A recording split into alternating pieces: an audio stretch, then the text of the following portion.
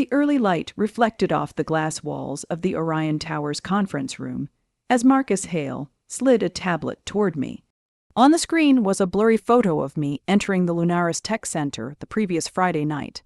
Hardly incriminating, but clearly enough for the decision they'd already made. "We've received troubling reports regarding your activities after work hours," Marcus said, his tone flat but his stare sharp. "Our employment contract clearly forbids taking on outside work while you're employed with us." Beside him, Leon Crane allowed himself a thin, smug smile. "We do not tolerate this level of disloyalty," he added. I felt nothing, not panic, not outrage, just an odd sense of weightlessness, as if something heavy had finally slipped off my shoulders. "You're terminated, effective immediately," Marcus continued, sliding a finalized termination letter toward me. "Security will accompany you to gather your belongings. No arguments, no explanations." I simply nodded and replied, "You're right. One role is enough." Their expressions faltered, confusion flashing across their faces before they snapped back into their polished corporate masks. They were expecting tears, desperation, maybe anger, not calm acceptance. What they couldn't see was the relief washing over me as I set my ID badge on the table. 4 years of nonstop pressure, being the lone guardian of the company's entire digital backbone, dissolved instantly. Leon cleared his throat, unsettled by my composure. "We'll need all system passwords and credentials before you walk out." I smiled. "Everything is documented in the internal knowledge base, just as the protocol states." Another lie. The documentation existed, yes, but it was like giving someone a detailed blueprint, written in a language only I understood. Technically complete, practically useless. As security escorted me to my workstation, coworkers stared, whispering behind hands. I packed my few personal items, a chipped ceramic mug, a half-wilted bonsai that somehow survived 4 years, and a notebook filled with network diagrams no one else could decipher. From behind his office's glass wall, Dr. Rowan Vale, our chief technology officer, watched silently. He knew exactly what was coming, but he didn't step in. He never did. When I reached the building's exit, the crisp spring breeze hit my face. I inhaled deeply, maybe for the first time in years. By the time I reached my car, my phone buzzed, a message from Nova, "Still meeting at 3 p.m. I replied, "Absolutely. And now I'm ready to accept your full-time offer. 4 years building someone else's kingdom. 4 years holding the entire digital structure together while others claimed the victories. 4 years of ignored warnings, denied requests, and promotions that never materialized. It was finally over, and just like that, it was finished, and the real countdown had begun. You're probably wondering how everything unfolded from here. Believe me, you'll want to hear the rest. If this corporate revenge story has you hooked, hit that like button and subscribe. It genuinely helps the channel grow. Drop your thoughts in the comments too. Now let me take you back to where it all began. My name is Arya Mercer, and until less than an hour ago, I served as the lead network security architect at a major global tech corporation, headquartered in Orion Tower. And yes, I was the only one in that role, not because they wanted it that way. Originally, the security architecture team was supposed to have 5 specialists. Then budget realignments reduced it to 3. Then resignations reduced it to 2, and eventually 1. Just me. I never intended to become the single point of failure, but in corporate America, being indispensable is just another way of being trapped. With every quarter that passed, as the team disappeared and the workload multiplied, I became the sole protector of a digital empire worth billions. It all began 4 years ago when I was recruited from a smaller cybersecurity firm. I can still picture Dr. Rowan Vale during my interview, his excitement almost contagious. "We're building an elite security division," he told me. You'll lead a specialized team dedicated to safeguarding our proprietary systems. The salary wasn't extraordinary, but the challenge, that was irresistible. Cutting edge tech, brilliant colleagues, building architectures from the ground up. I signed without hesitation. Reality punched me by the third month. The first strategic restructuring wiped out 2 senior engineers on my team. By month 6, another teammate left for a better offer across the country. His replacement stayed only 5 months before the role was eliminated during a freeze. It's temporary, Rowan assured me. We'll expand next quarter. Next quarter became next year. Next year turned into let's revisit after the acquisition. The acquisition came and went. Still only me. Meanwhile, the systems tripled in complexity. Our client base multiplied. Threat vectors exploded. I kept building layer after layer of advanced defense mechanisms. Countless late nights, weekends, even holidays, just to keep the company safe. Whenever I flagged critical vulnerabilities, my warnings were acknowledged, thanked, and quietly removed from meeting summaries. Whenever I requested additional staff, I was told to prioritize smarter.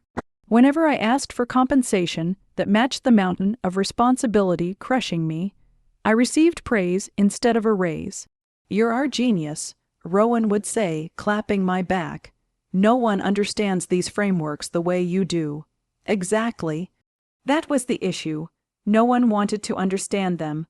I volunteered to train others, to document the labyrinth-like architecture that had grown under mounting pressure. My offers were met with polite nods and absolutely no action. Then came the winter crisis, the event that should have changed everything. A breach attempt that nearly exposed millions of client profiles. I worked nearly 70 hours straight, tracking the intrusion signature and constructing a real-time defensive layer. When it was over, I received a 400 digital gift voucher and a cheerful mention in the corporate newsletter. The CEO, who proudly claimed credit for our unmatched security culture, walked away with an 8-figure bonus. That was the moment I understood what I had become. Not vital, just invisible. The backbone no one sees until it collapses. I made one final attempt. I called a meeting with Rowan and the executive board. Our current security staffing is unsustainable. I explained, showing charts, benchmarks, and industry standards. To operate this architecture safely, we need at least 4 additional specialists. Rowan nodded sympathetically. After Q2 results, he promised, "We're just in a temporary freeze." I'd heard that exact sentence for over 4 years. Without proper staffing, I warned, this environment requires constant oversight by someone who understands the entire system. If I were to disappear tomorrow, things would start failing within days. Catastrophic failures within weeks. The CFO leaned back, frowning. "Sounds like a documentation issue, not a headcount issue." Something in me cracked. I've submitted detailed documentation requests for over 17 months. I replied, "They've been pushed aside every single quarter." An uneasy silence followed my warning. Then came the predictable corporate shuffle. Redirection, delays, and empty reassurances wrapped in polished language. I walked out of that room, fully aware nothing would improve. Something had to change. My health was slipping, my personal life strained by constant emergencies, and the stress was consuming every part of me. Then came the cybersecurity summit in Calyx Bay. I wasn't scheduled to attend. Travel funding had been frozen for months. But the event organizer, an old university friend, secured me a speaking slot on dynamic defensive architecture models. Free publicity meant the company couldn't decline. That's where I crossed paths with Nova, the head of security for a major competitor. She stopped me right after my session, genuinely intrigued. "The concepts you outlined are brilliant," she said, eyes alight with real curiosity. "I'd love to know how you've applied these models in actual environments." We talked for hours, cautiously avoiding anything that might reveal confidential details. Just 2 specialists discussing theory, design philosophies, and innovative approaches. It was the first time in years I'd had a professional conversation that felt energizing instead of draining. As the summit wrapped up, Nova handed me her card. "We could use your insight on our upcoming security rebuild. Strictly advisory, weekends only. No infrastructure access, no conflicts, nothing operational." Then she mentioned the consulting fee, which was higher than my monthly salary for just weekend guidance. For the first time in a long time, I felt valued. I hesitated only for formality before agreeing. Everything was above board: theoretical review, design feedback, no hands-on work, no overlap with live systems. Nothing that breached confidentiality. For 2 months I lived in two worlds. Weekdays, I was the invisible guardian of $1 billion. Credit fortress, overworked, underappreciated, and slowly burning out. Weekends, I was respected, heard, appropriately paid, and treated like the expert I was. Then came last Thursday. I parked a short walk from Nova's office for our standing advisory session. Someone must have recognized my vehicle. Someone jumped to conclusions. Someone decided I was expendable. What they failed to grasp was simple. Their entire security environment relied on weekly precision updates that only I understood, updates I had tried again and again to teach others, but no one made time to learn. Updates that prevented the exact chain reaction meltdowns I'd warned about for years. As the security guard escorted me out of Orion Tower, my phone buzzed. A message from Nova: "Board approved your full-time offer. Chief Security Architect, triple your current compensation, team of 8, when can you start?" I glanced back at the polished tower where I had sacrificed 4 years of my life. The guard avoided eye contact, uncomfortable, conflicted. "Is it worth it?" I asked quietly, "working somewhere that can discard you this easily?" He didn't respond, maintaining the standard neutral expression they're trained for. But in his eyes, I saw the truth. He understood exactly what I meant. I texted Nova back, "I can start on Monday." What they didn't realize as they hurried me out, right in the middle of a quarter and processing window when data traffic was at its peak, was that their systems depended on the very hands. On maintenance only, I knew how to perform. The same routines I'd begged to train others on. This wasn't sabotage or spite. It was the natural fallout of ignoring warnings and valuing infrastructure more than the people who kept it running. As I pulled away from the curb, my phone lit up with Dr. Rowan Vale's name. I smiled, switched the ringer off, and let it go. The clock was ticking. By Friday afternoon, I'd signed Halvion's contract. Chief Security Architect, a team of 8 specialists, triple my old salary plus equity. The relief hit me like the physical sensation of setting down something I'd carried too long to remember what light felt like. I spent the weekend preparing for the new role and, for the first time in years, slept. No 3:00 a.m. alerts, no immediate response demands, just quiet. On Monday, I walked into Halvion's headquarters in a fresh suit. The atrium's soaring ceilings and daylight were impressive, but what lingered with me was the respect. "We're thrilled you're here, Rylan," Nova said, showing me around. "Let me introduce the team." Team sounded almost foreign after years of solitary firefighting. 8 specialists, clearly defined roles that complemented each other. They watched me with curiosity rather than desperate relief. Ellis, a threat analyst with quick hands, greeted me. "We've heard great things about your adaptive security approach. Excited to learn from you." By lunchtime, we were deep in conversation about their architecture, thoughtful questions, real challenges, genuine collaboration. For the first time in a long while, my ideas were tested and built upon instead of simply implemented. Across town, trouble was already brewing at my old company. I didn't need informants. The system's rhythms were as familiar as my own pulse. Monday afternoon would bring authentication bottlenecks. When the weekly credential refresh Tried to run without my manual override. Tuesday would see growing log backlogs and sluggish responses.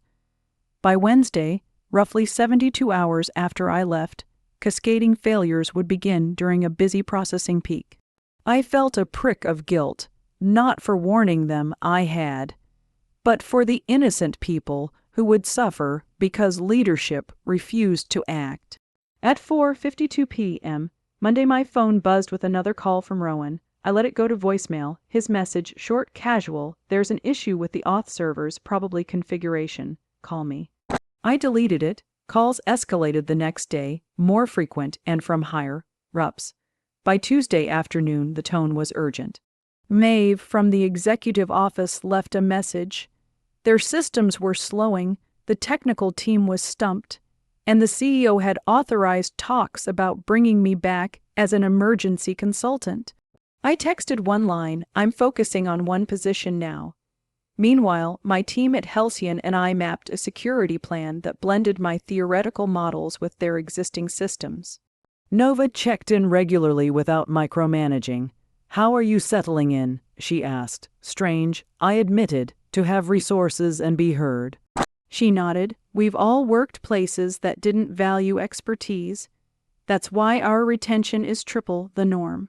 Late Tuesday night, an urgent message from Rowan appeared in my personal email. "Critical failure imminent.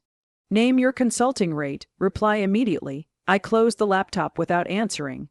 Wednesday morning, we finalized implementation plans at Halvion. The room buzzed, 8 people energized and building something together, each contribution acknowledged. Around 3 p.m., my phone went off constantly. I silenced it for the meeting. Later, I saw the tally, dozens of missed calls and a flood of texts. One voicemail was from Edison in HR. "Legal has reviewed your termination.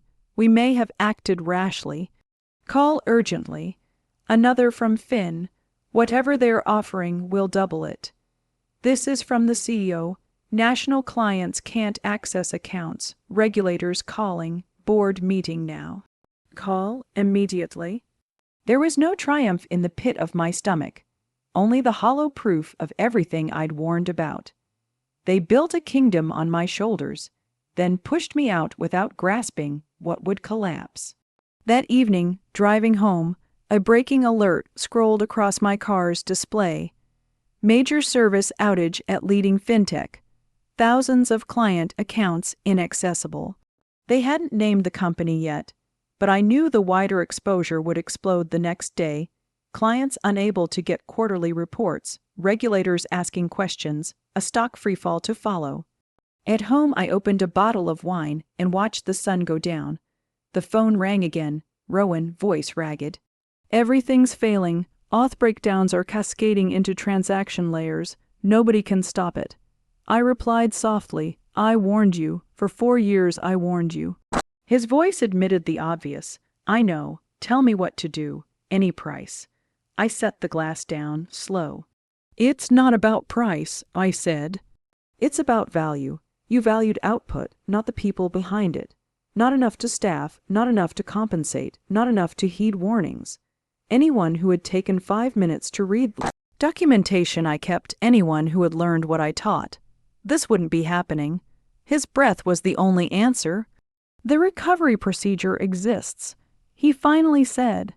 "It's in the disaster documentation you submitted." The same documentation that had been deprioritized while they praised how well things ran because I was there. I shut the call off. Thursday morning, Nova met me in Halcyon's lobby, tablet in hand. The headline was brutal. "Major tech failure wipes billions from market value." My old company's headquarters filled the accompanying photo. "Their client database is locked," Nova said. "Transaction processing down for nearly a day. Stocks plunged." I felt oddly hollow looking at the numbers. This wasn't vindication. It was wasted potential and talent squandered by short-sighted choices. "They're trying to reach you through our office," Nova continued, voice tight. "They're also accusing you of sabotage." My stomach dropped. I didn't. I answered. She cut in, "We've already reviewed your contract. You're clear.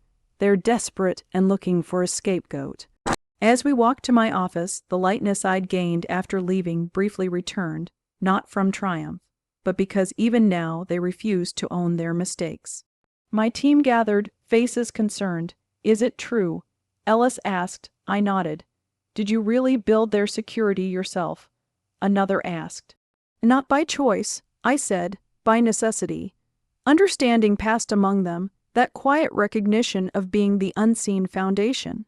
"Well," Ellis said finally, "their disaster is a lesson for us. Let's make sure our systems never hinge on a single person, including you, Rylan." The plain wisdom of that nearly moved me to tears. This was leadership, honoring expertise while removing unhealthy dependence. We dove back into work, designing resilience at every layer. But the news kept worsening for my old employer. Regulators opened inquiries. Clients began defecting. The stock slid further. When I finally turned my phone back on, it showed dozens more missed calls. The last voicemail was from an unfamiliar number, the board chair himself. "Mr. Mercer, this is Terrence Walsh. The situation is untenable. Several executives were removed this morning, including Edison and Finn. We recognize the systemic failures that led to your exit. Please call me to discuss next steps." I sat with that message for a long time, finger hovering over delete. Part of me wanted them to feel the full cost of their choices. Part of me knew innocent employees and customers were hurt, and that mattered. At the afternoon meeting, Nova pulled me aside. Their CTO reached out to us. She said, "The board removed half the executive team. They've offered a staggering fee for 1 day's emergency remote consultancy, no ongoing tie." I hesitated. "What do you think?" Nova considered, careful. A heavy pause followed by the usual corporate deflection, postponements, vague promises, and then business as usual. As I walked back to my office, Ellis fell into step beside me. "Sometimes the strongest message isn't letting someone crash," he said casually. "It's showing them exactly what they lost by watching you thrive elsewhere." I stopped. "What do you mean?" He shrugged. "If you help them recover, they'll always know 2 things, that you could have stopped the disaster and that you were gracious enough to help anyway. That knowledge changes organizations in ways bankruptcy never will." I thought about it while watching my new team at work. Each contribution credited, every voice heard. My thumb hovered over Terrence Walsh's number. What would real revenge look like? Letting them burn, or making them see what they'd thrown away? The answer came as I watched collaboration in motion. I pressed call. "Mercer." The board chair's voice was threaded with strained politeness. "Thank you for returning my call, Mr. Walsh." I kept my voice even. "I understand you're experiencing technical difficulties." He tried to downplay it. The industry headlines told the real story. Locked client databases, frozen trading platforms, regulators circling. The phrase "technical difficulties" was laughable. He admitted it straight away. Their infrastructure was essentially offline, and their team couldn't stop the authentication cascade. I let silence sit on the line until he continued. "The board has reviewed your history and recent termination," he said. "It appears we made serious errors about your warnings and staffing requests." "Yes." I let the word hang. In the background, I could hear raised voices and the chaos of a company in freefall. He offered a large payment for emergency help and asked me to name my price. I'd imagined this moment when nights were long and sleep short. The impulse to refuse was tempting, to let them learn the cost of their choices. But Ellis's words echoed. "Sometimes the lesson is the mercy you display. My consulting fee is $50 0 per hour," I said, a number that would have felt obscene a week earlier. 4-hour minimum, payment in advance to my account. He didn't blink. "Done. What are your conditions?" "First, I work remotely. I will not set foot in your building." "Agreed." "Second, I provide instructions only. Your team implements. I won't directly access your systems." "That's challenging, but acceptable." Third, a public letter of apology acknowledging that I repeatedly warned about these vulnerabilities and was ignored. There was a pause while he weighed legal exposure. Less risky than bankruptcy. I added, fourth, every former team member who was laid off receives 6 months severance and a positive reference. Fifth, the board will create and fully fund the security team structure I originally requested, with market rate salaries and proper management. Silence followed as he conferred. Finally, we agree. Transfer the payment and send written confirmation of the conditions, and you may begin this afternoon. When I hung up, I sat still for a moment, letting what I'd negotiated sink in. It wasn't petty revenge. It was accountability, recognition, and structural change. Novi stopped by my office. "How did it go?" she asked. I recapped. She smiled. Using their crisis to force meaningful change, impressive. Also, perfect timing. We've proposed launching a security consultancy arm, and your involvement pushes it over the edge. Since the outage broke, we've had 17 inquiries. Who better to lead this than someone who just proved the value of proper architecture? Everything clicked into place. My experience wasn't just useful here. It could reframe an industry that habitually underestimated the invisible work keeping it afloat. Nova asked me to present a plan at next week's leadership meeting. Within minutes of finishing the call, confirmation pinged in my inbox. Payment, the signed letter, and written acceptance of my conditions. I drafted clear, step-by-step recovery procedures, the very steps I'd documented months ago, but that had been buried in ignored reports, and sent them to the technical team at my old company. Predictably, questions came fast. The team implementing my instructions lacked the contextual knowledge needed to make the changes confidently. For 4 hours I guided them remotely, not just telling them what to do, but explaining why each step mattered, teaching the things that should have been taught long ago. Midway through the remote recovery session, Arlo appeared on the video feed, his face drawn tight from nights without sleep. "Arya, I just want to. This isn't the moment," I cut in. "Let's get the system stable first." By early evening, Halvion's core functions had finally begun normalizing. Authentication pathways were re-established. Transaction processes were crawling back to life. The damage to their reputation, clients, and stock value was already carved in stone, but at least the organization wouldn't collapse entirely. Before logging off, I gave the team one final instruction. Everything you're working on has documented maintenance and vulnerability notes I wrote months ago. They're sitting inside folders that were labeled low priority. Read them, understand them. Resilience isn't about technology. It's about people knowing the systems they're responsible for. I closed my laptop and looked out the window as the city faded into gold. A message popped up on my phone from Ellis. "Teams heading out for drinks to celebrate the new architecture approval. You coming?" For the first time in years, there were no alerts demanding attention, no silent fear that a system would collapse if I walked away for even an hour. I had colleagues now, not dependents, boundaries, not endless obligation, on my way. I replied. 4 months later, I stood in Hyan's largest conference room, presenting the blueprint for our new security consulting division. Behind me, slides outlined the gap in the market, a gap carved open by Halvion's catastrophic failure, and how Hyan was uniquely positioned to lead the shift. Most organizations believe their systems are secure until proven otherwise. I said, "We're not just offering stronger technology. We're redefining how security is valued, structured, and maintained." The approval from leadership was unanimous. Within days, my team expanded to 20 TOW specialists, each with different strengths and perspectives. Clients were already queued, eager to avoid becoming the next cautionary headline. That afternoon, an unexpected email arrived from Terrence Walsh, subject line, "Thank you."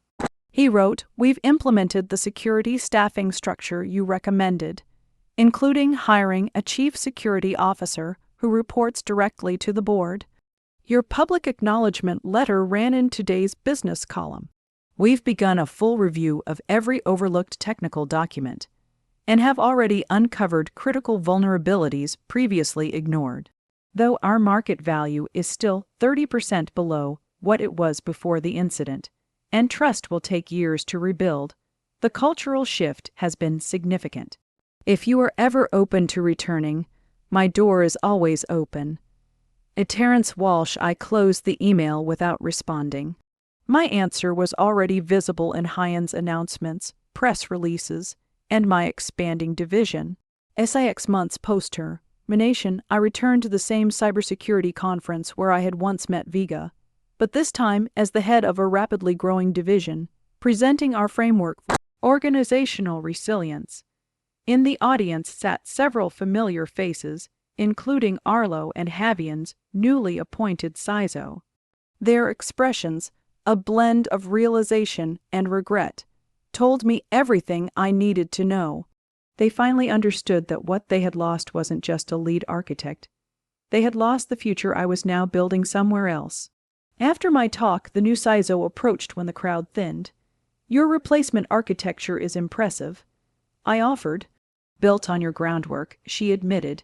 "Your documentation was incredible once anyone actually read it. You saved them even while walking away." I smiled. "Some lessons only sink in through consequences." As I packed up, she added quietly, "You know they track everything you do now, every announcement Halvion makes, every client you win. They measure it against what could have been theirs." And just like that, the real revenge crystallized. Not their failure, not their near collapse, but my success, visible, undeniable, and out of their reach. 7 months later, Halvion announced that our consulting division had become the fastest growing unit in the company, serving multiple Fortune 100 clients.